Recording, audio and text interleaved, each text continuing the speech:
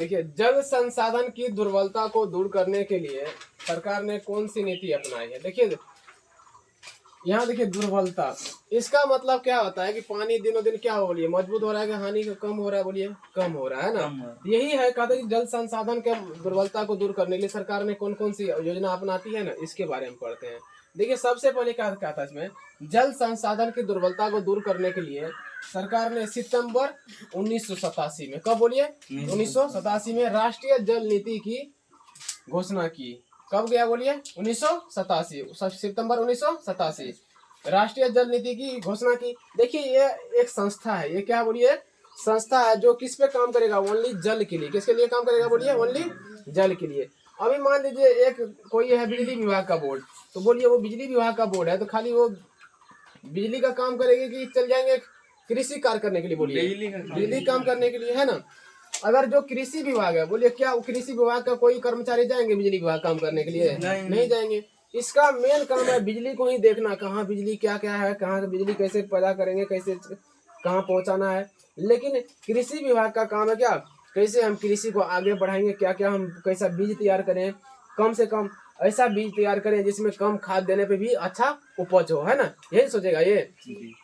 तो वही कहता है कि ये जो है, अगर कोई जल विभाग है तो बोलिए वो जल के लिए काम करेगा कि दूसरे के लिए काम करेगा, बोलिए ओनली जल के शुद्धता को, जल की गुणवत्ता को बनाए रखने के लिए काम करेगा, है ना।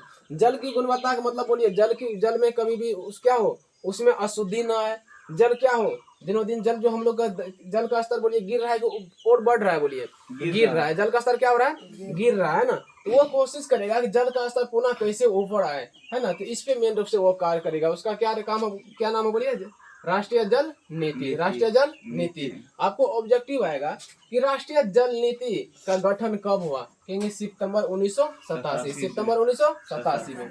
देखिए पुनः क्या कहा, गठन तो इतना हुआ, लेकिन फिर से उसका संशोधन किया। फिर से क्या किया, उसमें संशोधन का मतलब कुछ कुछ बदलाव किया, कुछ कुछ क्या किया बोलिए, बदलाव किया। 2002 में पुनः इसमें संशोधन किया गया।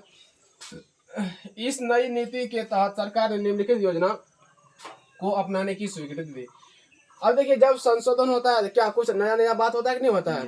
क्या क्या नया बात हुआ वो देखिए, एक नंबर में कहता है जल की उपलब्धता को बनाए रखना।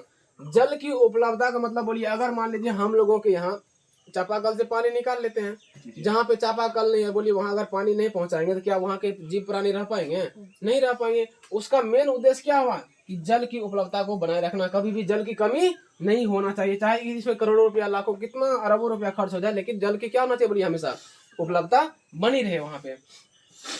जल को प्रदूषण से बचाना। अब देखिए जल अभी कितना प्रदूषित हो रहा है कि नहीं हो रहा है। हम लोग क्या करते हैं, जो नदी होता है, नदी में कड़ा कचरा डाल रहे हैं, डाल देंगे, इससे जल प्रदूषण होता है।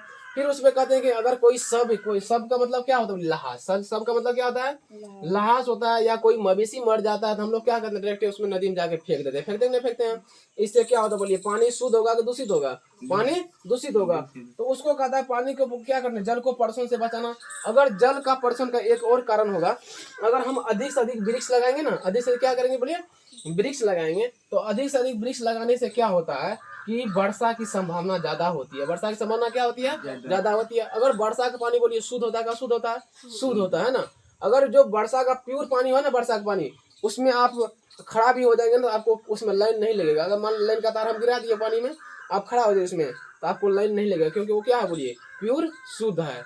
आप जैसे कोई उसमें अगर थोड़ा भी हम चाहे नमक डाल दिए या मिट्टी डाल दिए तो वो अशुद्ध हो गया, अशुद्ध हो गया बोलिए, अशुद्ध हो गया, तो उसमें आपको लाइन लग सकता है, करंट लगने की संभावना रहती है। तो ये कहता है कि अगर वर्षा होगा तो क्या होगा, प्रदूषण से भी बचा जा सकेगा और अधिक से अधिक वृक्ष लगा सकेंगे। और जो आप कड़ा कुचरा डाल देते हैं ना नदी में, या कोई सब डाल देते हैं, कोई मवेशी फेंक देते हैं, उसको नहीं फेंकना चाहिए। अब देखिए ये हो गया, कहता है कि प्रदूषित जल का पुनः चक्रण कर उसे स्वच्छ बनाना।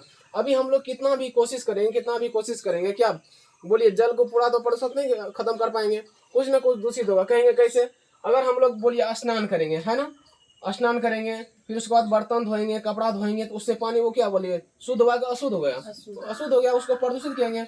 वो पानी का क्या कहा सरकार ने, उस पानी को स्टोर कीजिए। उस पानी को स्टोर करके उसको हम क्या करेंगे बोलिए, सिंचाई के लिए भी काम कर सकते हैं, उसको सिंचाई के लिए काम करेंगे। अगर बोलिए इधर हो गया छोटा छोटा गांव शहर के लिए, अगर बड़े बड़े जगह देखेंगे तो जो पानी को वो लोग क्या करते हैं, नदी का पानी है, नदी का पानी, इसको वो लोग प्यूरीफाई करते हैं। क्या करते हैं? प्यूरीफाई करेंगे ना, प्यूरीफाई करके वही पानी क्या करेगा, उसको पीने के लिए देगा, कपड़ा धोने के लिए देगा, है ना। वही जहाँ से वहां से गया वही पानी वो स्टोर होगा एक जगह, फिर उसको क्या करेगा बोलिए, सरकार उसको शुद्ध करके फिर वही पानी उसको भेजते रहेगा।